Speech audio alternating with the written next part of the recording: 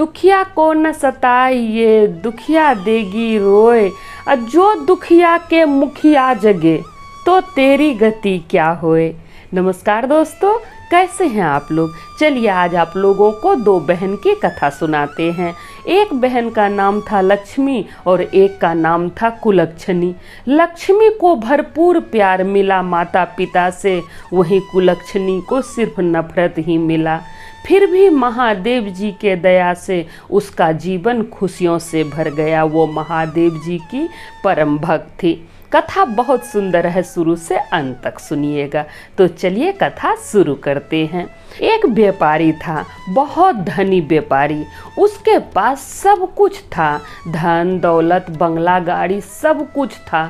उसका कारोबार भी बहुत अच्छा चल रहा था। व्यापारी का कारोबार बहुत अच्छा चल रहा था। व्यापारी के घर में सिर्फ उसकी पत्नी थी। व्यापारी अपनी पत्नी से बहुत प्रेम करता था, उस पर अपना जान छिड़कता था। अब देखिए, व्यापारी के घर में किसी चीज़ की कमी तो थी नहीं। व्यापारी का जीवन बहुत खुशहाली से बीत रहा था, अच्छा रोजगार चल रहा था, पत्नी से भी बहुत प्रेम करता था, तो उसका जीवन हंसी खुशी से बीत रहा था। अब धीरे धीरे समय बीता। व्यापारी की पत्नी गर्भ धारण की, उसको बालक होने वाला रहा। जब व्यापारी को पता चला कि वो पिता बनने वाला है, तो व्यापारी के खुशी का ठिकाना नहीं था। अब व्यापारी अपनी पत्नी को पहले से भी ज़्यादा प्रेम करने लगा, पहले से ज़्यादा देखभाल करने लगा। धीरे धीरे समय बीता। अब बालक होने का दिन भी आया। जब व्यापारी की पत्नी एक बेटी को जन्म दी, तो जन्म देते ही वो मर गई, वो चल बसी। अब जब व्यापारी को पता चला कि उसकी पत्नी एक बेटी को जन्म दी और वो मर गई, तो व्यापारी दुख में डूब गया। व्यापारी जो था वो दुख में डूब गया। व्यापारी अपनी बेटी को नहीं देखा। वो अपनी बेटी का नाम कुलक्षणी रख दिया। व्यापारी कहने लगा कि मेरे घर में कुलक्षणी आई है, आते ही माँ को खा गई। अब व्यापारी अपनी बेटी को देखना भी पसंद नहीं कर रहा था। अब छोटी बच्ची थी, उसका देखभाल कौन करे। तो व्यापारी के घर में दाई नौकर तो था ही, तो उसी घर की नौकरानी बच्ची को पालने लगी। देखिए धीरे धीरे समय बीता। व्यापारी का व्यापार पूरी तरह से चौपट होने लगा। व्यापारी व्यापार पर ध्यान नहीं देने लगा, उसका सब कुछ खत्म होने लगा धीरे धीरे। तब व्यापारी का रिश्तेदार आया और व्यापारी को समझाने लगा कि देखो, तुम दूसरी शादी कर लो, तुम्हारी छोटी बच्ची है, आखिर नौकरानी कब तक देखभाल करेगी, इसलिए तुम दूसरी शादी कर लो, तुम्हारा घर परिवार संभालने वाली आ जाएगी तो अच्छा रहेगा। अब परिवार के कहने पर, रिश्तेदार के कहने पर व्यापारी दूसरी शादी कर लिया। जब व्यापारी दूसरी शादी कर लिया, तो फिर व्यापारी पहले के तरह ही खुश रहने लगा, पूरा खुश रहने लगा, और उसको भी भरपूर प्यार वो करने लगा। पहली पत्नी जो थी वो महादेव जी की परम भक्त थी, लेकिन दूसरी पत्नी जो थी वो भगवान पर विश्वास नहीं करती थी। उतना उसको भगवान से कोई भी लगाव नहीं था, वो पूजा पाठ भी नहीं करती थी। फिर भी व्यापारी दूसरी पत्नी से बहुत प्रेम करने लगा, दूसरी पत्नी से भी प्रेम करने लगा। उसी तरह से धीरे धीरे वो भी गर्भ धारण की। जब गर्भ धारण की तो वो भी एक लड़की को जन्म दी। जब वो लड़की को जन्म दी तो वो पूरी तरह से स्वस्थ थी। अब व्यापारी के खुशी का ठिकाना नहीं रहा। व्यापारी अपनी उस लड़की का नाम लक्ष्मी रखा कि मेरे घर में लक्ष्मी आई है। अब व्यापारी उस पर अपना जान छिड़कने लगा, लक्ष्मी पर अपना जान छिड़कने लगा, और वहीं कुलक्षणी से नफरत करता था, उसको देखना भी पसंद नहीं करता था। अब देखिए, सौतेली माँ भी जो आई वो भी कुलक्षणी को पसंद नहीं करती थी। अब जिसका पिता ही उसको ना चाहे तो सौतेली माँ कैसे चाहे। पिता ही उससे नफरत करता था, तो सौतेली माँ को तो बहाना मिल गया, तो वो भी उससे नफरत ही करती थी। अब माता पिता दोनों उससे नफरत करने लगा।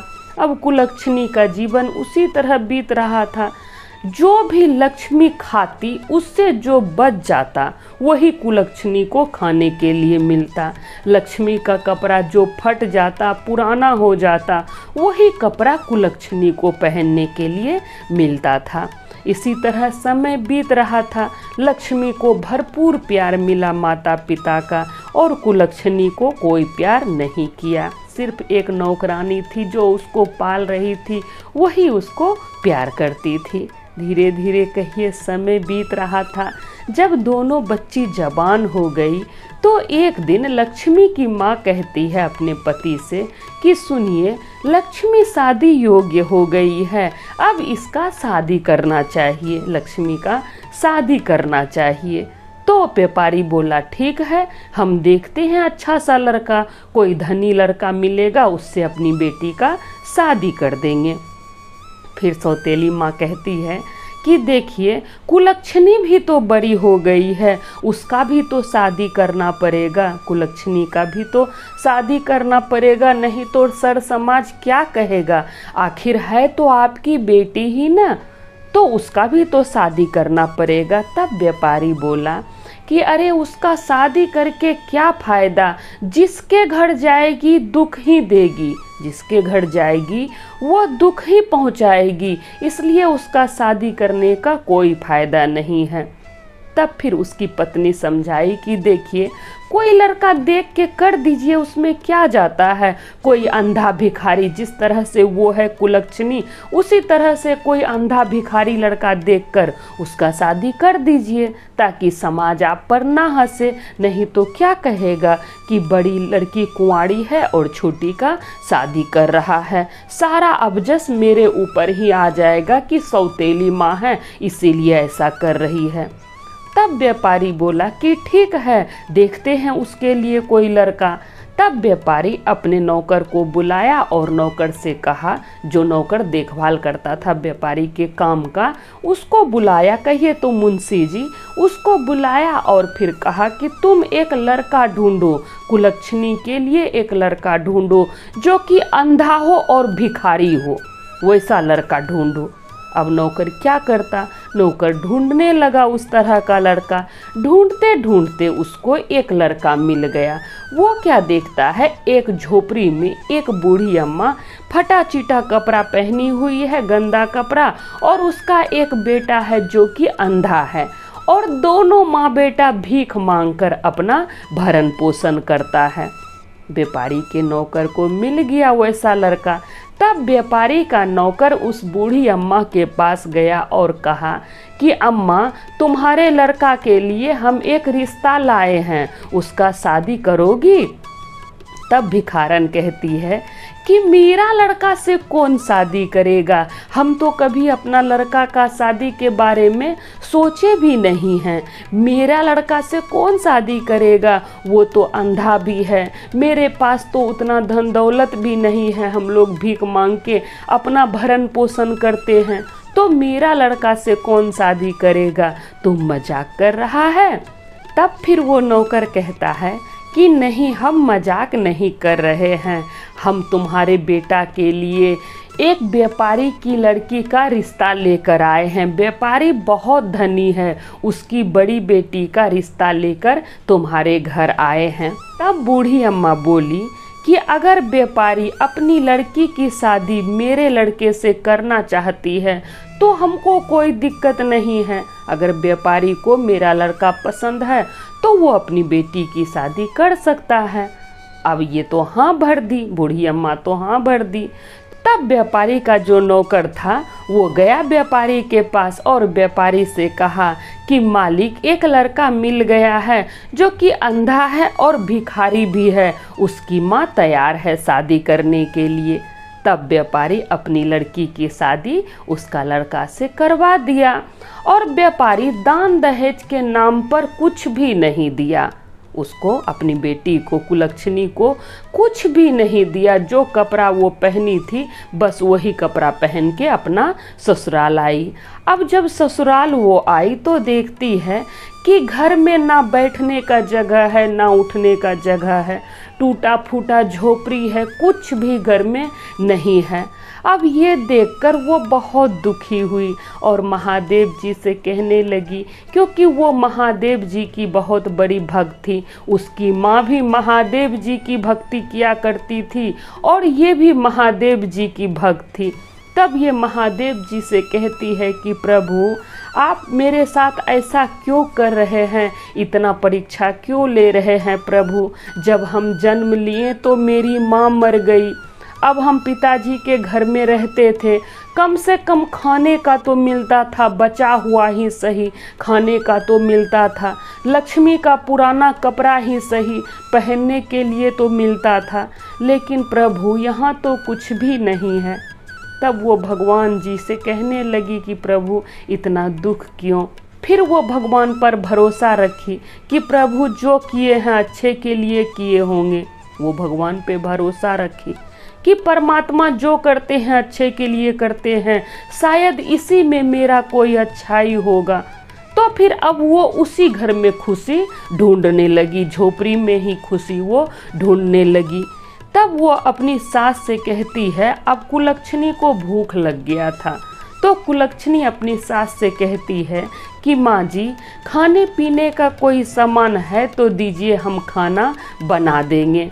तब उसकी सास कहती है कि हाँ बेटा, खाने पीने का सामान है, अभी निकाल के देते हैं, लेकिन हम तुमसे एक बात कहना चाहते हैं कि तुम उस घर के लिए कुलक्षणी होगी, उस घर के लोग तुमको कुलक्षणी कहता है वहाँ का लोग, लेकिन मेरे घर के लिए तुम लक्ष्मी हो, मेरे घर के लिए तुम लक्ष्मी हो, मेरी बहू हो, तुम लक्ष्मी का रूप बन के मेरे घर आई हो, इसलिए तुम अपने आप को कभी कुलक्षणी मत समझना, तुम मेरे घर की लक्ष्मी हो। अब जब कुलक्षणी ये बात सुनी अपने सास के मुंह से, तो वो गला पकड़ के सास का रोने लगी। फिर उसको चुप कराई उसकी सास और फिर राशन का सामान निकाल के दी अपनी बहू को कि लो बहू, तुमको जो बनाना है बना लो, घर में तो यही सामान है। फिर कुलक्षणी उससे खाना बनाई और फिर अपनी सास को खिलाई, अपने पति को खाना दी खाने के लिए, फिर खुद भी खाई। फिर रात हो गया तो वो सोने के लिए चली गई। जब सुबह सो के कुलक्षणी उठी तो क्या देखती है, उसकी सास और उसका पति भीख मांगने के लिए जा रहा है। अब रोज तो वो लोग भीख ही मांगता था, भीख ही मांगकर अपना गुजर बसर कर रहा था।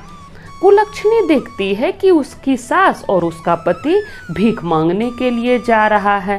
तब कुलक्षणी अपनी सास से कहती है कि माँ जी आप लोग भीख मांगने के लिए मत जाइए, हम लोग कोई बिजनेस कर लेते हैं, कोई व्यापार कर लेते हैं, भीख मांगकर नहीं खाना चाहिए। परमात्मा हम लोग को हाथ दिए हैं, पैर दिए हैं, फिर भीख मांगकर क्यों खाएंगे, भीख मांगकर क्यों खाएंगे, हम लोग भी आत्मसम्मान के साथ जिएंगे, क्योंकि परमात्मा तो हाथ पैर दिए हैं, भीख नहीं मांगना चाहिए माँ जी।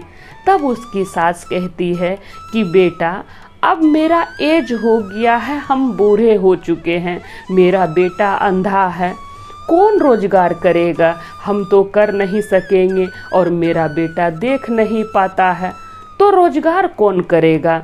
तब कुलक्षणी बोली कि माँ जी हम रोजगार करेंगे, हम काम करेंगे।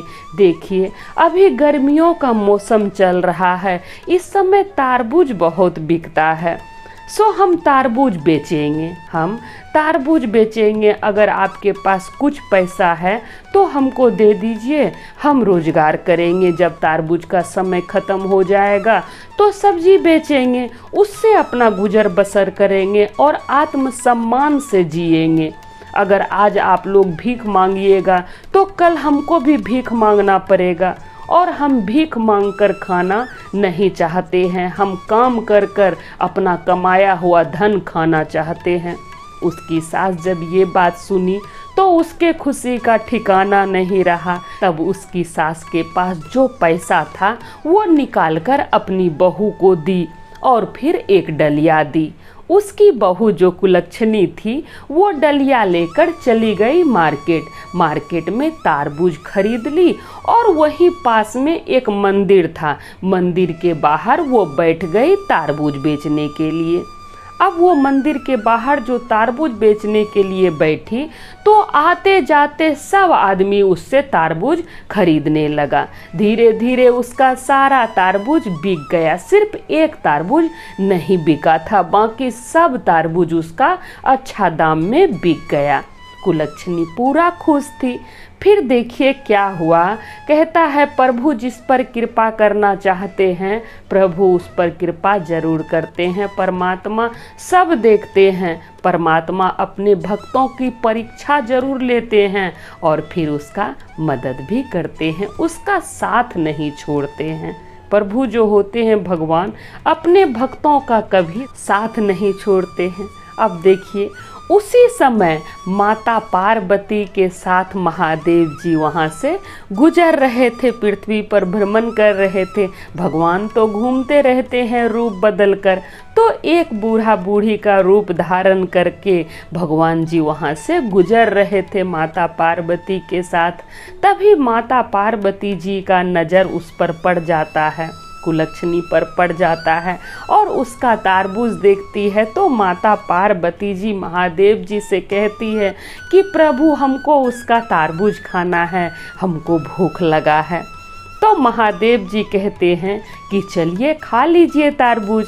फिर माता पार्वती जी और महादेव जी दोनों जाते हैं कुलक्षणी के पास। फिर माता कहती है कि बेटी हमको बहुत ज़ोर से भूख लगा है और प्यास भी लगा है, क्या तुम हमको तारबूज खिलाएगी? लेकिन मेरे पास पैसा नहीं है देने के लिए, हमको तारबूज खिलाएगी? तब फिर कुलक्षणी कहती है कि हाँ अम्मा क्यों नहीं खिलाएंगे, बैठिए अभी तारबूज खिलाते हैं। देखिए मेरा सारा तारबूज बिक गया, जितना हम तारबूज लाए थे सब तारबूज बिक गया, अच्छा मुनाफा भी हुआ है। अब एक तारबूज बचा है, आप लोग खा लीजिएगा, तो इस बहाने हमको कुछ पुण्य लग जाएगा, इसलिए आप लोग ये तारबूज खा लीजिए। फिर कुलक्षणी दोनों को बैठाई अपने बगल में और पानी दी पीने के लिए। जो वो पानी अपना पीने के लिए लाई थी वो दी पानी पीने के लिए। अब माता पार्वती जी और महादेव जी दोनों पानी पिए। फिर कुलक्षणी तारबूज को काट के आधा तारबूज माता पार्वती को दी और आधा तारबूज महादेव को दी। दोनों रूप बदल के थे, बूढ़ा बूढ़ी का रूप धारण करके। तो कुलक्षणी दोनों को दी खाने के लिए। अब माता पार्वती जी तारबूज खाकर पूरा खुश हुई, महादेव जी भी तारबूज खाए। जब तारबूज खत्म हो गया तब माता कहती है कि बेटी मेरा पैर बहुत दर्द कर रहा है, अब हम चल नहीं सकेंगे, सो हम कुछ देर यहीं पर लेटेंगे। माता पार्वती जी वहीं बगल में लेट गई। अब देखिए कुलक्षणी का तो सारा तारबूज बिक गया था, फिर भी वो वहाँ से नहीं गई। माता पार्वती जब वहाँ पर लेटी, बूढ़ी का रूप धारण करके थी, तो बूढ़ी अम्मा जब वहाँ पर लेटी तो उसके मुंह पे मक्खी लगने लगा। तो कुलक्षणी क्या की, अपने आंचल से हवा करने लगी और पैर दाबने लगी, उनका पैर दाबने लगी। माता पार्वती जी कुलक्षणी का कहिए तो परीक्षा ही ले रही थी। माता पार्वती जी सब देख रही थी। फिर थोड़ा देर बाद माता पार्वती जी उठी और अपने पति से कहती है कि सुनिए ना, बिटिया हम लोग को तारबूज खिलाई है, सो आप इसको कुछ दीजिए, उसको कुछ दीजिए। तब महादेव जी कहते हैं कि मेरे पास तो कुछ नहीं है, हम इसको क्या दें, मेरे पास कुछ नहीं है। तब पार्वती जी कहती है कि आपके पास भस्म है ना, वही भस्म इसको दीजिए, जो भस्म आपके पास है वही भस्म बिटिया को दीजिए। तब फिर कुलक्षणी कहती है कौन सा भस्म है, महादेव जी का भस्म है? तो फिर पार्वती जी कहती है हाँ वही भस्म है। तो कुलक्षणी तुरंत अपना आंचल आगे बढ़ा दी कि हमको दे दीजिए, महादेव जी का भस्म है तो हमको दे दीजिए। अब महादेव जी अपने थैला से भस्म निकाले और कुलक्षणी के आंचल में दे दिए। कुलक्षणी उसको अपने सर से लगाई और आंचल बांध के अपने पास रख ली। अब माता पार्वती जी और महादेव जी वहाँ से चले गए। तब फिर कुलक्षणी वहाँ से अपने घर आई। जब कुलक्षणी अपने घर आई तो अपनी सास को सारी बात बताई कि माँ जी आज बहुत मुनाफा हुआ, जितना तारबूज लेकर गए सब बिक गया, उसमें एक तारबूज नहीं बिका था। तो एक बूढ़ी अम्मा एक बूढ़ा बाबा को बहुत तेज भूख लगा था तो हम उसको खिला दिए, तो देखिए वो लोग हमको ये भस्म दिए हैं। तब उसकी सास कहती है कि बेटा तुम इस भस्म का क्या करोगी, इस भस्म का क्या करोगी। तब वो बोली, कुलक्षणी बोली कि माँ जी ये भस्म महादेव जी का प्रसाद है, इसको अपने घर के कोना में छिड़क देते हैं। तो कुलक्षणी क्या की, वो भस्म ली और घर के चारों कोना में डाल दी और अपने पति के आँख में लगा दी। और जो उसकी सास का संदूक था, एक बक्सा था, उसमें वो जाके भस्म रख दी। और फिर खाना पीना बनाई, अपनी सास को खिलाई, खुद खाई और सोने के लिए चली गई।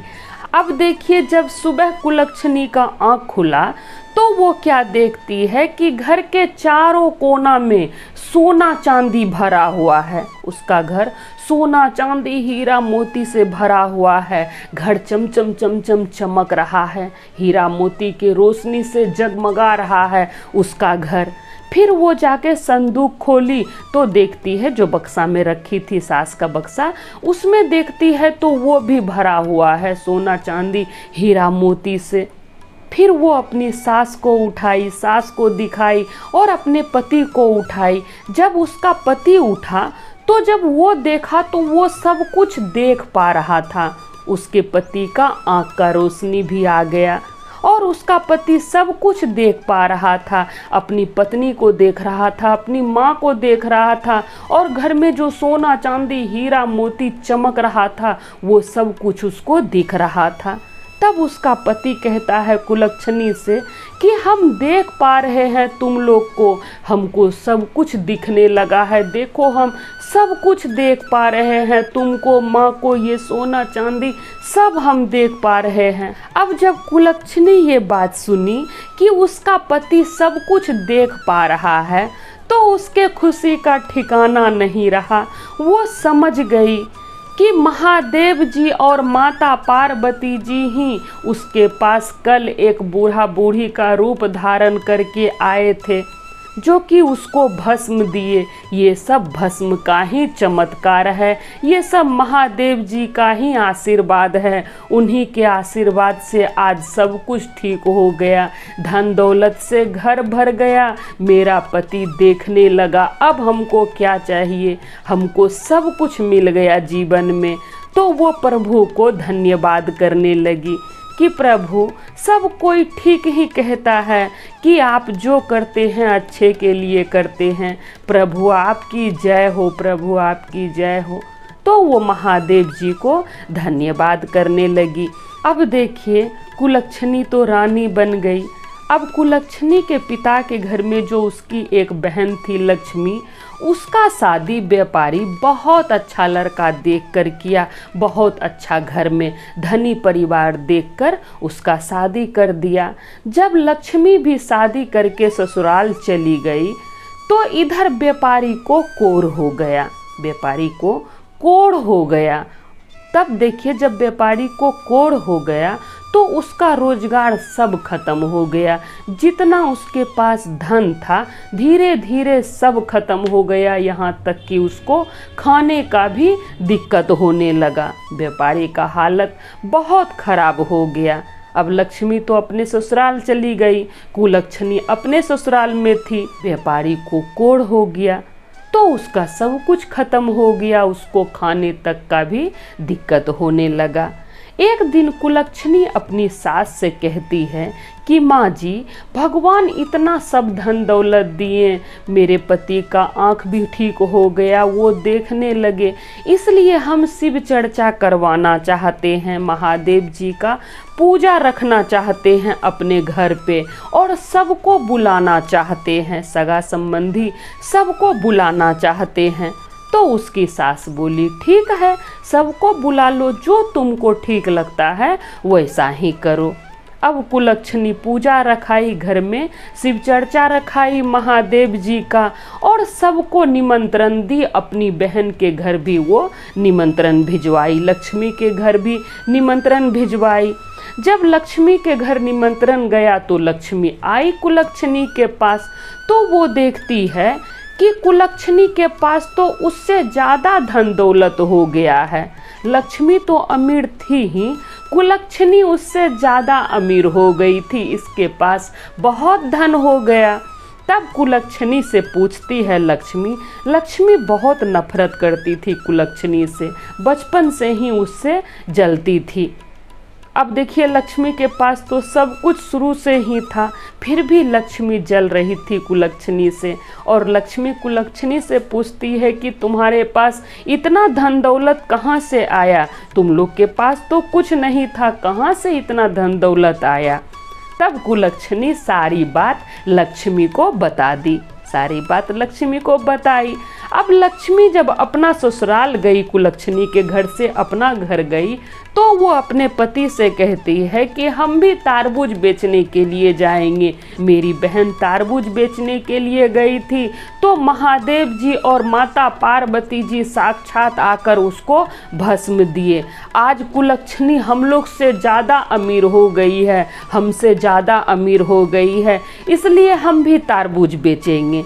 तब उसका पति उसको समझाता है कि अरे बुर्बक, उसके पास तो कुछ नहीं था तो वो बेचने के लिए गई, तुम्हारे पास तो सब कुछ है, वो महादेव जी की परम भक्त है, तुम तो कभी भक्ति करती नहीं हो, फिर तुम कैसे तारबूज बेचेगी, तुम तारबूज मत बेचो, तुम्हारे पास तो पहले से सब कुछ है। लेकिन वो नहीं मानी, वो बोली कि नहीं, हम तारबूज जरूर से बेचेंगे। तो उसी तरह वो तारबूज बेचने के लिए चली गई उसी मंदिर के पास और बैठ के तारबूज बेचने लगी। अब देखिए ऐसा हुआ उसका कि सुबह से शाम हो गया, एक भी तारबूज उसका नहीं बिका, उसका एक भी तारबूज नहीं बिका। फिर महादेव जी, माता पार्वती जी उसी तरह बूढ़ी और बूढ़ा का रूप धारण करके उसके पास आए और उससे कहने लगे कि बिटिया, हमको भूख लगा है और प्यास भी लगा है। तब वो कहती है कि अभी तो बोहनी भी नहीं हुआ है, कोई आदमी अभी तक तारबूज नहीं खरीदा है, तो पहले आपको कैसे खिला दे, पैसा है? तो वो बूढ़ी अम्मा बोली नहीं, मेरे पास तो पैसा नहीं है।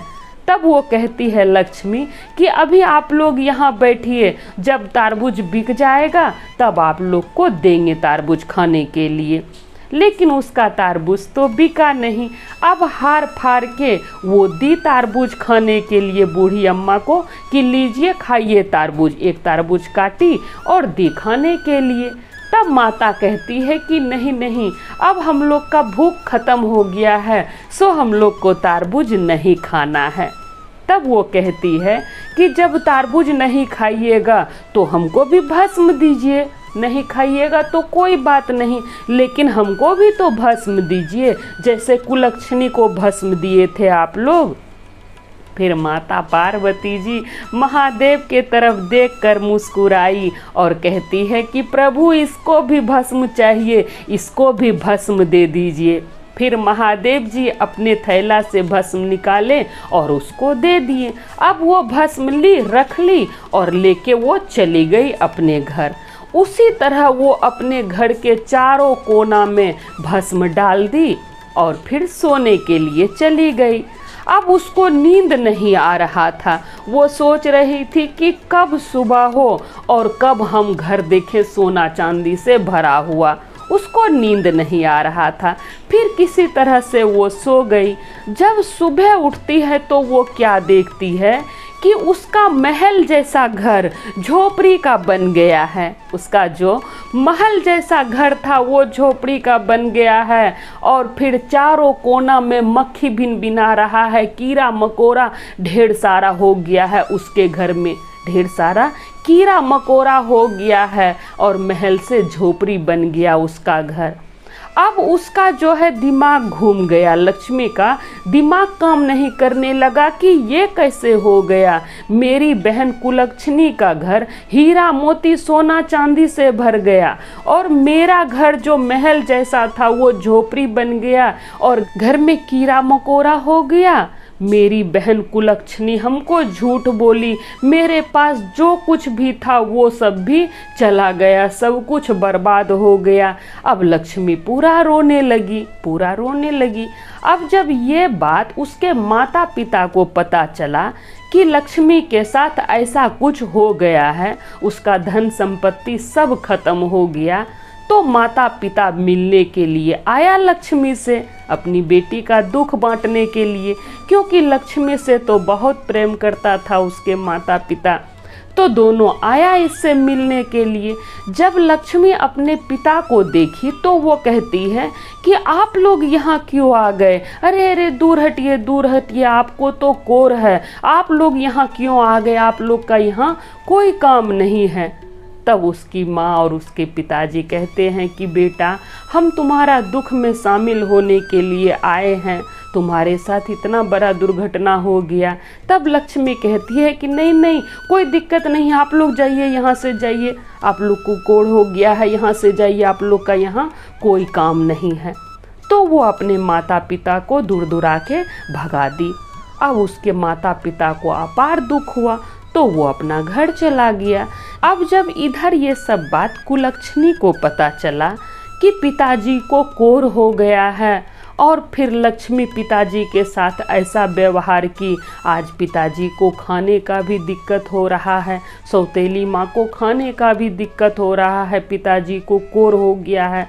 तो कुलक्षणी आई अपने पिता से मिलने के लिए और पिताजी से कहने लगी कि पिताजी, आप मेरे साथ मेरे घर चलिए, हम आपका सेवा करेंगे, आप ठीक हो जाइएगा, आप चिंता मत कीजिए, हम लोग के पास अच्छा घर भी है, सब कुछ है पिताजी, आप लोग को कोई दिक्कत नहीं होगा, इसलिए आप मेरे घर चलिए। अब जब कुलक्षणी का ये बात उसके पिताजी सुने, व्यापारी सुना, तो उसको बहुत दुख हुआ। अपनी करनी पर वो पूरा पछताने लगा कि हम कुलक्षणी के साथ कितना कुछ किए, इसका नाम कुलक्षणी रख दिए और आज यही बेटी हमको लेने के लिए आई है, मेरा सेवा करना चाहती है, जबकि हमको कोढ़ हो गया है। और लक्ष्मी को, जिसको हम इतना लाड से पाले, वो हमको दूर दूरा के भगा दी, लेकिन यही कुलक्षणी आज मेरा सेवा करने के लिए तैयार है। तो वो पूरा माफ़ी मांगने लगा अपनी बेटी से कि बेटी, हमको माफ़ कर दो, हमको तुम्हारे साथ ऐसा नहीं करना चाहिए, तुम्हारे साथ जो हम ऐसा किए इसीलिए आज मेरा हालात ऐसा हो गया है कि हमको कोढ़ हो गया है, तुम्हारे साथ हम बुरा बर्ताव किए, उसी का परिणाम आज हम भुगत रहे हैं। इसीलिए कहता है कि दुखिया को न सताइए, दुखिया देगी रोए, और जो दुखिया के मुखिया जगे तो तेरी गति क्या होए। बहुत होश में इंसान को रहना चाहिए, ये कभी नहीं सोचना चाहिए कि कोई देख नहीं रहा है। अगर आज आप बुरा कर रहे हैं, कुछ बुरा कर रहे हैं, फिर भी आपके साथ अच्छा हो रहा है, तो सोचिए आपका पुण्य खत्म हो रहा है। जो आप पुण्य जमा किए थे इस जन्म में, उस जन्म में, किसी जन्म में कोई भी पुण्य का काम किए थे, वो पुण्य खर्च हो रहा है आपका। और जिस दिन ये पुण्य खर्च हो जाएगा, फिर अभी का पाप, पीछे का पाप सब मिल जाएगा, फिर आपको कोई भी नहीं बचा सकेगा, कोई भी नहीं बचा सकेगा। वही उस व्यापारी के साथ हुआ। इसीलिए दुखिया को कभी भी नहीं सताना चाहिए। तब जाके उसके पिता को समझ में आया कि हम अपनी बेटी के साथ गलत किए, शायद उसी का परिणाम आज हम भुगत रहे हैं। तो उसकी बेटी जो थी कुलक्षणी वो अपने पिता को और अपनी सौतेली माँ को अपने घर लेकर गई, अपने पिता की खूब सेवा की। फिर महादेव जी से भी प्रार्थना की कि प्रभु आप तो सब कुछ हमको दिए ही हैं, प्रभु एक चीज़ और दे दीजिए, मेरे पिता को ठीक कर दीजिए। मेरे पिता से जो भी अपराध हो गया है जाने अनजाने, प्रभु उसको क्षमा कर दीजिए और मेरे पिता को ठीक कर दीजिए। तो महादेव जी उसकी प्रार्थना को स्वीकार किए और उसके पिताजी को स्वस्थ कर दिए, कोढ़ से मुक्त कर दिए। अब उसका पिताजी कोढ़ से मुक्त हो गया और हंसी खुशी अपनी बेटी के साथ रहने लगा।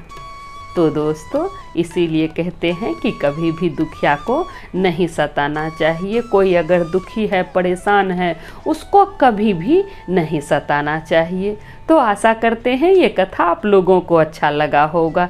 तो हम भी महादेव जी से कहते हैं कि हे प्रभु, जैसे आप कुलक्षणी का घर सोना चांदी हीरा मोती से भर दिए, उसका जीवन खुशियों से भर दिए, उसी तरह हम सभी भक्तों का घर भी खुशियों से भर दीजिएगा महादेव। हम सभी पर दया कीजिएगा प्रभु, दया कीजिएगा। तो सब बोलिए जय महादेव, हर हर महादेव, माता पार्वती की जय।